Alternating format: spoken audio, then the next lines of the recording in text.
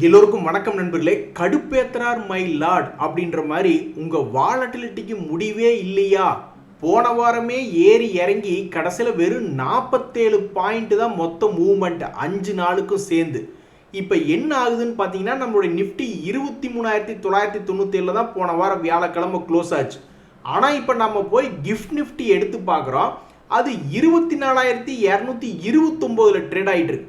அதாவது நம்முடைய மார்க்கெட் முடிந்த பின்பே கொஞ்சம் மேல் நோக்கி ஏறி இருக்கு கிஃப்ட் நிஃப்டி. ஒரு 40-50 பாயிண்ட் கூட டிஃப்ரென்ஸ் வச்சுக்கங்க. அப்போ அந்த வகையில் நம்மளது ஒரு 24,000 திங்கக்கிழமை அன்னைக்கு, அதுவும் எலெக்ஷன்லாம் முடிஞ்சு அதனுடைய ரிசல்ட் வரக்கூடிய நேரத்தில் ஒரு 24,150 வந்துச்சுன்னா கூட மகிழ்ச்சியாக தான் இருக்கும். இடையில யாரும் எதுவும் பேசிடக்கூடாது, கப் சிப்புன்னு இருக்கணும். அதாவது மிகப்பெரிய தலைவர் ட்ரம்ப் அவர்கள் சைனா ட்ரிப் ஏற்கனவே ஒரு முறை போஸ்ட்போன் பண்ணிட்டார் ஈரான் வார் வந்ததுனால. அதனால் இந்த முறை கண்டிப்பாக மே 14-15 ஸ்கிப் பண்ணாமல் போகணும் அப்படின்ற மாதிரி ஒரு முடிவான ஒரு தகவல். அதே மாதிரி ஈரானில் மறுபடியும் சண்டையை ரீஸ்டார்ட் பண்ணுறாங்கன்னு வச்சுக்கோங்களேன். அதுக்கு என்ன அர்த்தம்னா, நம்ம ஸ்டாக் மார்க்கெட்டில் இருக்கக்கூடிய பல்வேறு பங்குகளையும் ரீஸ்டார்ட் பண்ணுறாங்க அப்படின்ற மாதிரி தான் அர்த்தம். அதாவது பல்வேறு பங்குகள் பயங்கரமாக கீழே விழுந்து அதுக்கப்புறம் மேபி மேல் நோக்கி வரலாம். சில பங்குகள், ஒரு உதாரணத்துக்கு எனர்ஜி ஸ்டாக்ஸ்லாம் அதானி பவர் முதல் கொண்டு எத்தனையோ எனர்ஜி பங்குகள்லாம் அவனுக்கு வார் நியூஸ் வந்ததுக்கப்புறம் தான் புதிய உச்சம் என்பது போனாங்க. ஸோ ஸ்டாக் மார்க்கெட்டில் வார் மறுபடியும் அடுத்தடுத்த சில தினங்களில் ரீஸ்டார்ட் ஆகுது அப்படின்னா கண்டிப்பாக நம்ம மார்க்கெட்டில் பல்வேறு பங்குகள் மறுபடியும் ரீஸ்டார்ட் ஆகிறதுக்கு தான் பார்ப்பாங்க. அதே மாதிரி நண்பர்களே, இப்போ ஈரான் மொத்தமாக பாதிக்கு பக்கத்தில் முடிக்கிறதுக்கு வழி பண்ணிட்டாங்க. அந்த பிளாக்கேடு பண்ணிட்டதுனால பாவம் ஈரானுக்கு போக வேண்டிய மிக முக்கியமான தளவாடங்கள் போக முடியல, அவங்களால க்ரூட் ஆயிலை சேல்ஸ் பண்ணவே முடியல. இப்படி இருக்கக்கூடிய நேரத்தில் திடீர்னு க்ரூட் ஆயிலில் ஏதாவது கிராஷ் வருமா, கோல்டில் மிகப்பெரிய அளவில் இறக்கமோ அல்லது ஏற்றமோ வருமா அப்படின்றத இப்போ ஒரு முக்கிய கேள்வியாக இருக்குது. மிகவும் முக்கியமான கட்டத்தில் கோல்டு பீட்டமாகவே ரொம்ப சோகமாயிட்டாங்க. என்னங்க, கோல்டெல்லாம் அந்த காலத்தில் பயங்கரமாக ஏறிச்சு இறங்கிட்டு இருந்தது, இப்போ ஒரே இடத்துல ரேட்டு சுற்றிக்கிட்டு இருக்கே அப்படின்னு. அப்படித்தாம்மா ஒரு காலத்தில் இருந்தது. இடையில ட்ரம்ப் அவர்கள் வந்ததுக்கப்புறம் தான் கோல்டினுடைய ப்ரைஸ் மூவ்மெண்ட்டே இந்த அளவுக்கு இருக்குது அப்படின்ற மாதிரி இருக்குது. எப்படி பார்த்தாலும் இந்த வருஷத்தில் இன்னொரு வாலட்டிலிட்டியை பல்வேறு ட்ரேடர்கள் எதிர்பார்க்குறாங்க. ஏன்னா யூஎஸ் ஃபெட் சேர்மனுடைய பதவிக்காலம் முடிஞ்சு புது ஆள் பதவி எடுக்கும் பொழுது மிகப்பெரிய ஒரு வாலட்டிலிட்டி அப்படின்றத எதிர்பார்க்குறாங்க. ஸோ தற்போதைக்கு 2 மாதமாக ஒரே ரேட்டில் இருக்கக்கூடிய இந்த கோல்டினுடைய விலை என்பது பெரிய அளவில் கீழே விழுகுமா அல்லது ஏறுமா அப்படின்ற மாதிரி இப்போ கோல்டில் பார்த்துக்கிட்டு இருக்காங்க. நண்பர்களே, ரொம்பவுமே கஷ்டமான சூழ்நிலை. அமெரிக்க டாலருக்கு எதிராக நம்ம ரூபாய் 95 ரூபா போயிட்டு இருக்கு. க்ரூட் ஆயில் $110 மேலே ட்ரேட் ஆகிட்டு இருக்கும் பொழுது ரொம்பவுமே கஷ்டமான சூழ்நிலை. இந்த சூழ்நிலையில் எப்படி நம்மளுடைய நிஃப்டி மேல் நோக்கி ஏறி வந்தா அப்படின்றது இப்போவுமே ஒரு புரியாத புதிர். பல நண்பர்கள் என்ன சொன்னாங்க, எல்லா ஸ்டாக்குமே எனக்கு லாபத்துக்கு வந்துருச்சுன்னு சில வாரங்களுக்கு முன்னாடி ஒரு நண்பர் சொல்லியிருந்தார். இன்னொரு நண்பருமே என்ன சொல்கிறாங்கன்னா, என் ஹஸ்பண்ட் ரொம்ப கஷ்டப்பட்டு ஒரு 20,000 ரூபாய் சம்பாதிச்சிருக்காப்ல, என் ஹஸ்பண்ட் ஒரு நல்லவர் வல்லவர் அப்படின்ற மாதிரி ஒருத்தர் சொல்லியிருக்காங்க. உண்மைதான், நல்லா நம்ம சம்பாதிக்கிறோம் அப்படின்னா நம்மளை பாராட்டுவாங்க, சம்பாதிக்கலைன்னா கழுவி ஊற்றுவாங்க அப்படின்ற மாதிரி. எப்படித்தான் நம்மளுடைய மார்க்கெட் இப்படி மேலே இத்தனை பேர்த்துக்கு கடந்த ஒரு மாதத்தில் சந்தோஷத்தை கொடுத்துச்சுன்னே தெரில. ஆனால் மேக்ரோ எக்கனாமிக் அப்படின்ற பொருளாதாரத்தை எடுத்து பார்க்கும்போது இந்திய பொருளாதாரத்தில் அதுலேயும் சமீபத்தில் சிலிண்டர் விலையெல்லாம் ஏற்றிருக்காங்களா, அதனால் பொருளாதாரத்தில் எப்படி நம்மளுடைய மார்க்கெட் இப்படி தாங்கி பிடிச்சி கடந்த ஒரு மாதத்தில் ஏறிச்சுன்னு தெரியல. ஸோ மிகப்பெரிய ஒரு சம்பவம் லோட் ஆகிக்கிட்டு இருக்கா, ஏதாவது பெரிய அளவில் மேல் நோக்கி வருதா அல்லது பெரிய அளவில் மறுபடியும் கிராஷ் ஆகுதா அப்படின்றதுக்கு அடுத்த வாரம் மிக மிக முக்கியமான வாரம். இதில் எந்த ஒரு பிரச்சனை நெருப்பு மாதிரி பற்றிக்கிட்டாலும், ஒன்று சைனா ட்ரிப்பை கேன்சல் பண்ணுறோம், இல்லை சைனா ட்ரிப்பு போய் அங்கே ஏதாவது பெருசாக பண்ண போகிறோம் அப்படின்ற மாதிரி ஒரு விஷயம் வெளிவந்தாலோ, அல்லது உக்ரைன் ரஷ்யா வார் சீஸ்ஃபயர் வருது மே 9ஆம் தேதியிலிருந்து அப்படின்ற ஒரு தகவல் வந்தாலோ, அல்லது ஈரான் வாரம் மறுபடியும் ரீஸ்டார்ட் பண்ணாலோ, அல்லது க்ரூட் ஆயில் திடீர்னு கிராஷ் ஆகி $100 எத்தனை நியூஸுங்க. ஐயோ, அடுத்த வாரம் அதுக்கு அடுத்த வாரம் இந்த மே மாதம் முடியறதுக்குள்ள ஏதோ ஒரு 2000 பாயிண்டோ 1000 பாயிண்டோ பெருசாக இந்த நிஃப்டியில் சம்பவம் பண்ண போகிறாங்களா அப்படின்றத மிக முக்கியமான ஒரு கேள்வியாக இருக்குது. இதெல்லாத்தையும் விடுங்க, இன்னும் ஒரு மிக முக்கியமான நியூஸ் ஒன்று கொண்டு வரேன் பாருங்க. அதாவது அடுத்த வாரத்தில் எந்த ஸ்டாக்ஸ் எல்லாம் வந்து ரொம்ப மூவ்மெண்ட்டாக இருக்கும் அப்படின்னு பார்த்தீங்கன்னா, இந்த டாடா மோட்ரு கமர்ஷியல் வெஹிக்கிள் ஆகட்டும், டாடா மோட்ரு பேசஞ்சர் வெஹிக்கிள் ஆகட்டும், மஹிந்திரா டூ வீலர் ஸ்டாக்ஸ் ஆகட்டும், ஏன்னா எல்லாமே அவங்களுடைய வெஹிக்கிள் சேல்ஸ் டேட்டா என்பது கொடுத்துக்கிட்டு இருப்பாங்க. ஒரு உதாரணத்துக்கு இந்த எய்ச்சர் மோட்டார்ஸ் மிகப்பெரிய அளவில் பணத்தை சம்பாரிச்சு கொடுத்த பங்கு ஒரே வருஷத்தில் 5000 7,000 வந்து ட்ரேட் ஆகிட்டு இருக்கு. 3 வருஷ பீரியடில் பார்க்கும்போது 3000 7,000 வந்து ட்ரேட் ஆகிட்டு இருக்கு. கடந்த 5 வருடத்தில் பார்க்கும்போது 2400 7,000 வந்து ட்ரேட் ஆகி கொண்டிருக்கக்கூடிய இந்த எய்ச்சர் மோட்டார்ஸ் அவங்க வெளியிடுறாங்க தகவல் என்ன, போன வருஷம் நாங்கள் இதே நேரத்தில் ஒரு 74,282 யூனிட் தான் நாங்கள் விற்றுருந்தோம் 350 சிசி வரையிலான வண்டியை. இப்போ போய் பார்த்தா 99,000, அதில் ஒரு 34% இன்க்ரீஸ் பண்ணி காமிச்சிருக்கோம். அது போக 350 சிசிக்கு மேலே இருக்கக்கூடிய வண்டியில் 10% இன்க்ரீஸ் பண்ணி காமிச்சிருக்கோன்றாங்க. இன்டர்நேஷ்னல் பிஸ்னஸில் கொஞ்சம் டவுன் ஆயிருக்கு. ஏங்க அவங்களே குண்டு போட்டு சுற்றிக்கிட்டு திரியிறாங்க. இன்டர்நேஷ்னல் பிஸ்னஸ் எல்லாம் இதே காரணமாக காமிச்சு எங்கேயாவது நாளைக்கு இது அடிச்சு விட்டாங்கன்னு வச்சுங்களேன், அவங்கெல்லாம் மனுஷனே கிடையாது. எப்போ உலகமே கும்பா பாடிக்கிட்டு இருக்கு. இந்தியாவில் ஏதாவது பிரச்சனை இருந்தால் கூட பரவாயில்லன்னு சொல்லலாம். இந்தியாவிலாம் தங்களுடைய சேல்ஸ் என்பதை இன்க்ரீஸ் பண்ணியிருக்காங்க. இந்த மாதிரி ஒவ்வொரு பங்குகளுக்குமே தகவல் என்பது இருக்குது. வெஹிக்கிள்ஸில் தகவல் இருக்குது, ஜிஎஸ்டியினுடைய தகவல் இருக்குது, மியூச்சுவல் ஃபண்ட்ஸினுடைய தகவலுமே வரும். அதை வச்சுக்கிட்டு ஏஎம்சி கம்பெனியில் அது இதுன்னு ஏகப்பட்டது வால்டிலிட்டியாக இருக்கும். ஸோ அடுத்த 2 வாரங்களுக்கு மிகப்பெரிய ஒரு தகவல்கள் வந்த வண்ணமே இருக்குது. ஸோ என்ன செய்ய போகிறது, 2 days மூவிங் ஆவரேஜ் போய் தொட்டால் கூட கிட்டத்தட்ட ஒரு 600 பாயிண்ட் பக்கம் ஏறணும். அல்லது இங்கே ஒரு இடத்துல பெரிய கேப் அப் வச்சுருக்கான், அந்த கேப் அப்பை ஃபில் பண்ணுன்னு சொல்லி கீழே வந்து இறங்கினாலும் அதுவும் ஒரு 500-1000 பாயிண்ட் பக்கம் இறங்க வேண்டியது இருக்குது.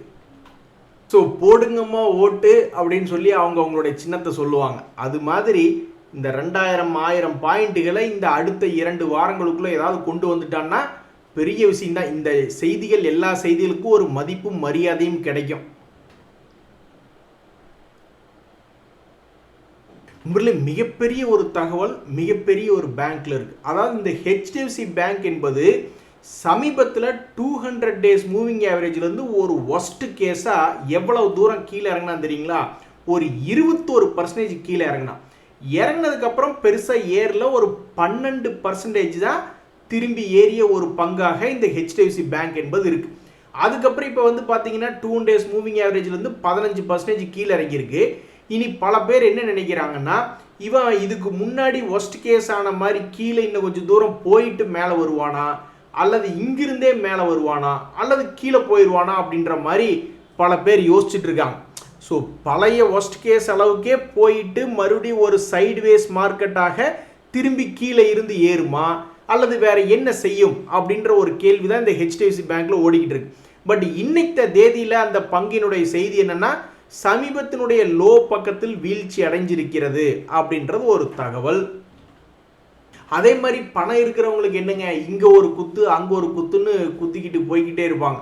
அது மாதிரி தான் இந்த இந்தியன் பேங்க் அப்படின்ற பங்குமே இதுக்கு முன்னாடி வந்து என்ன பண்ணியிருக்கான்னா, ஒரு முறை சப்போர்ட்ல விழுந்திருக்கான், எந்திரிச்சு மேலே வந்திருக்கான். இதை பார்த்துருக்கக்கூடிய பல்வேறு ஸ்மார்ட் மணி கான்செப்டுக்காரங்க என்ன பண்ணியிருப்பாங்க, சரி சப்போர்ட்ல வந்து விழுந்திருந்தா இங்க ஒரு குத்து குத்துவோன்னு குத்தி அதை வந்து லாபகரமாக எடுத்துட்டு போயிருந்திருப்பாங்க. மறுபடியும் இந்த பங்கானது என்ன ஆயிருக்குன்னா, ஒரு குறிப்பிட்ட 200 days மூவிங் ஆவரேஜ் சப்போர்ட் ஏரியாவில் வந்து விழுந்திருக்கு. இனி இந்த பங்கு அடுத்த முறை மறுபடியும் இன்னொரு ரவுண்டு மேலே போக போகிறதா அல்லது கீழே வருதா அப்படின்றது தெரியல. பட் இன்றைய தேதியில் இதுக்கும் என்ன ஒரு முக்கியமான செய்தினா, சமீபத்தில் இல்லாத அளவு ஒரு 3 months லோ பிரைஸ் அப்படின்ற இடத்துல வந்து விழுந்திருக்கு. இனி இந்த சப்போர்ட்ல இருந்து இது என்ன செய்ய போகிறது,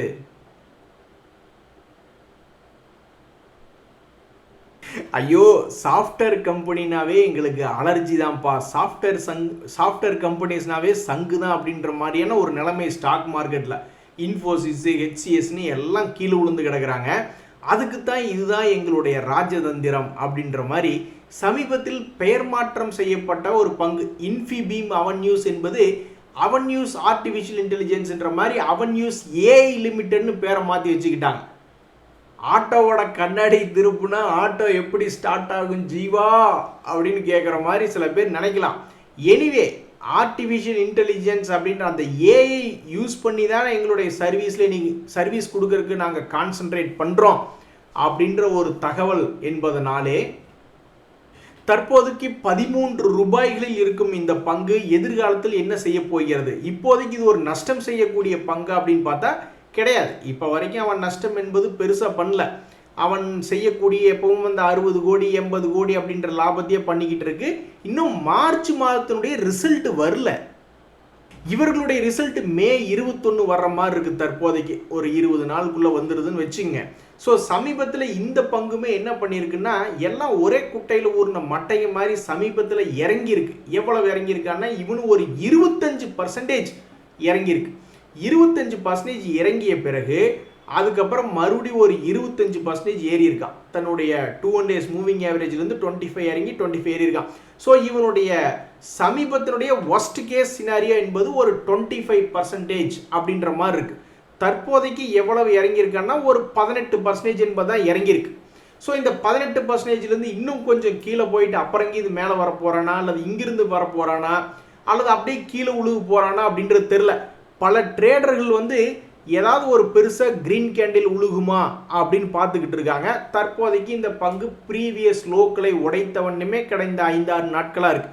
என்னைக்கு இதில் ஒரு கிரீன் கேண்டில் உழுகும்னு சில ட்ரேடர்கள் பார்த்துட்டு இருக்காங்க. ஆக மொத்தம் சமீபத்தில் ஒரு 25% இறங்கி 21% ஏறிய பங்காக இருந்த இந்த சிசி அவென்யூ மறுபடியும் ஒரு 18% தன்னுடைய 200 days மூவிங் ஆவரேஜ்லேருந்து இறங்கியிருக்கு அப்படின்றது ஒரு செய்தி. இன்னொரு பங்குமே பெரிய ஆள் தான். அவனும் ஒரே குட்டையில் ஊறின மட்டை மாதிரி அதுவும் கீழே கிடக்கு. அதாவது ரெட்டிங்டன் என்பது சாதாரண பங்கு இல்லை, நல்ல லாபம் செய்யக்கூடிய ஒரு பங்கு தான். எவ்வளவு லாபம் செய்கிறாங்கன்னா 413 கோடி லாபம்னு போன டிசம்பர் குவார்ட்டரில் ரிசல்ட் விட்டுருக்காங்க.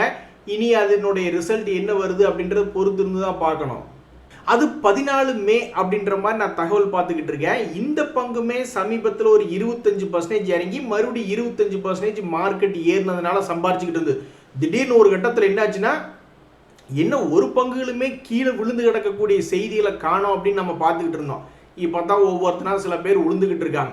ஸோ 25% இறங்கி 25% ஏறிய இந்த ரெட்டிங்டன் அப்படின்ற பங்கு தற்போது எவ்வளவு இறங்கி கிடக்கிறது அப்படின்னு பார்த்தீங்கன்னா 200 days மூவிங் ஆவரேஜ் ஒரு 15% இறங்கி கிடக்கு. ஸோ இன்னொரு 5% 10% இறங்கிட்டு அப்புறம் திரும்புறானா அல்லது இங்கிருந்து திரும்புறானா அல்லது பெருசாக கீழே விழுந்து விட போகிறதா அப்படின்றத பொறுத்து இருந்தால் பார்க்கணும். இந்த சமயத்தில் எல்லாருக்கும் முன்னாடி கும்பா பாட்டு பாடி சோகமான பங்குகளில் இந்த இண்டிகோ ஒன்று. ஏன்னா அவங்களுடைய பிஸ்னஸ் அப்டேட் மற்றும் சில ஃப்ளைட் கேன்சலேஷன்ஸ்னு அப்படி இப்படி இந்த இண்டிகோ அப்படின்ற பங்கை பெருசாக போட்டு தள்ளிட்டாங்க சமீபத்திய குவார்ட்டர்களில். இப்போ அது இருக்கக்கூடிய நிலைமை பார்த்தா கண்ணில் தண்ணி வந்துடும். அசைக்க முடியாத ஒரு சிங்கக்குட்டியாக மேலேயே போயிட்டு இருந்தான். சில பேர் கூட நியூஸில் வாசிச்சுக்கிட்டு இருந்தாங்க, என்ன இவன் 200 days மூவிங் ஆவரேஜை தொட்டு தொட்டு போய்கிட்டு இருக்கான், இவனுக்கு அழிவு காலமே இல்லையா அப்படின்ற மாதிரிலாம் பார்த்துக்கிட்டு இருந்தப்ப ஏன் இல்லை அப்படின்ற மாதிரி அவனே ஒரு ஃப்ளைட் கேன்சலேஷன் மற்றும் சில பிஸ்னஸ் அப்டேட்டுகள் விட்ட பிறகு மார்க்கெட்டில் அதை கீழே இறக்கி விட்டுட்டாங்க. இப்படி இறக்கி விட்ட பிறகு இந்த இண்டிகோ பங்குக்கு என்ன நேர்ந்தது அப்படின்னு பார்த்தீங்கன்னா, 2614 கோடி நஷ்டத்திலிருந்து டிசம்பரில் 614 கோடின்னு 613 கோடின்னு லாபம்னு காமிச்சிருக்காங்க. இனி அடுத்தது மார்ச் ரிசல்ட், அது ஒரு 27 மே வர்ற மாதிரி தகவல்கள் சொல்லிக்கிட்டு இருக்கு. அதுக்குள்ளே எப்போ வருது அப்படின்றது பார்க்கணும். இப்படி இருக்கக்கூடிய நேரத்தில் இந்த இண்டிகோ சும்மா இல்லை. சமீபத்தில் மார்க்கெட் ஏறும் பொழுது இந்த பங்குமே ஒரு worst case condition 200 days moving ஆவரேஜ்லேருந்து ஒரு 23% தள்ளி கீழே வந்து விழுந்துட்டான். அதுக்கப்புறம் ஒரு 23% ஏற்றி காமிச்சான். ஸோ தன்னுடைய பழைய லோ என்பது இன்னும் இந்த பங்கு வந்து சேரல. தற்போதைக்கு எத்தனை பர்சன்டேஜ் இறங்கியிருக்கு அப்படின்னு பார்த்தோம்னா ஆல்மோஸ்ட் ஒரு 15% இறங்கியிருக்கான். இன்னும் சிறிது இறங்கி பழைய ஒஸ்ட் கேஸ் வந்துட்டு அப்புறம் இது ஏறானா அல்லது இங்கிருந்து ஏறானா அல்லது மொத்தமாக கீழே விழுகுதா, எந்த சினாரி ஆகும் அப்படின்றது தெரில. பட் இப்போதைக்கு கீழே இறங்கிட்டு ஒரு கிரீன் கேண்டில் போட்ட ஒரு பங்காக இந்த இண்டிகோ என்பது சுற்றிக்கிட்டு இருக்கு. சரி நண்பர்களே, இன்னைக்கெல்லாம் ஏகப்பட்ட செய்திகள் இருக்குது. அடுத்த 2 வாரத்துக்கு என்ன ஆக போகுது ஆண்டவா அப்படின்றத பொறுத்து இருந்தால் பார்க்கணும். இன்றைய தகவலைத்து உங்களுக்கு உதவியாக எனக்கு மகிழ்ச்சி. ரொம்ப நன்றி, வணக்கம்.